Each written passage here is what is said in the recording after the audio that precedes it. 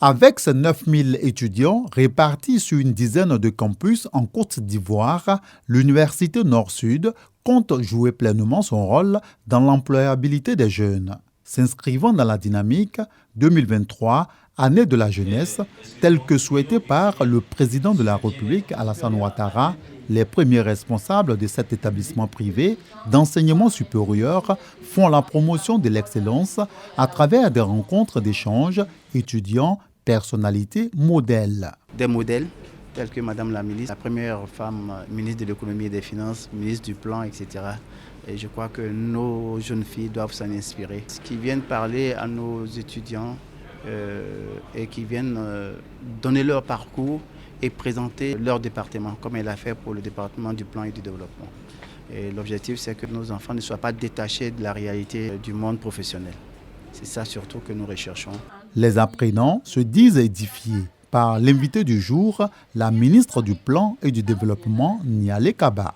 Son savoir qui lui a ouvert les portes du gouvernement et aujourd'hui, elle travaille pour le peuple de Côte d'Ivoire et vraiment, nous sommes heureux. En tant qu'étudiants, on a des ambitions, telles que moi-même, j'ai des ambitions politiques. Donc, quand je vois des personnalités politiques dans cet établissement, ça me fait vraiment plaisir, ça me motive à travailler durement. Le parcours de Madame la ministre m'inspire de plus travailler, de viser mes objectifs, de ne pas abandonner. Mon objectif, c'est d'être un entrepreneur reconnu.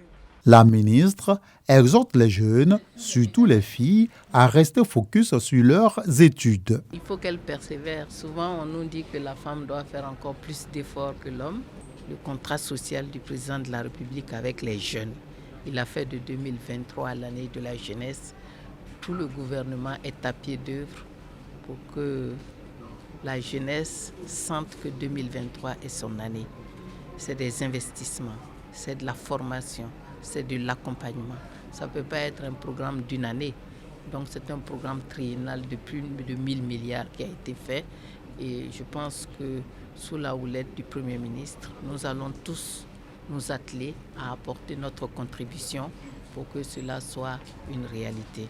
Autre temps fort de cette rencontre, la coupure symbolique du ruban d'un amphithéâtre baptisé Nialé Kaba.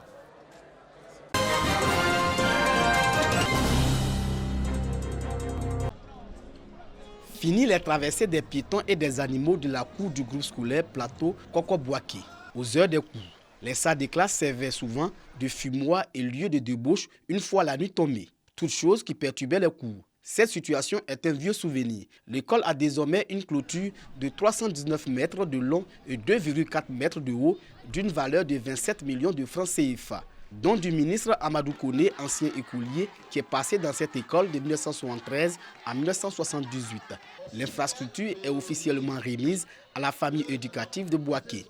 Le président du COJES et le représentant du directeur régional de l'éducation nationale saluent ce don qui offre un cadre d'apprentissage paisible et sécurisé. C'est un dépotoir, donc je demande aux parents d'éviter, tout au long de la clôture, d'éviter de verser les ordures. Clôture qui ne laisse personne indifférent et qui permet à enseignants et à enseignés de travailler en toute quiétude. Oui, monsieur le ministre, toute la communauté éducative, ses partenaires et tous les quartiers Kamounouko, par ma modeste voix, vous dit infiniment merci. Amadou Koné est reconnaissant pour ce qu'il a reçu de cette école, d'où la réalisation de cette clôture. Je voudrais ici prendre l'engagement d'œuvrer à une réhabilitation complète donc, de cette école le plus rapidement possible. Je ne veux pas que des gens viennent ici pour regarder l'école pour dire mais Amadou Koné là, c'est ici, il était. On va tout faire pour que l'école Plateau soit une des plus belles écoles de Boaké et je vous le promets. Je voudrais leur dire aux enfants que d'ici la rentrée scolaire prochaine, on va achever donc, le bâtiment dont la fondation donc, a été faite ici. Le ministre des Transports n'est pas à sa première action en faveur de l'école dans la commune de Boaké.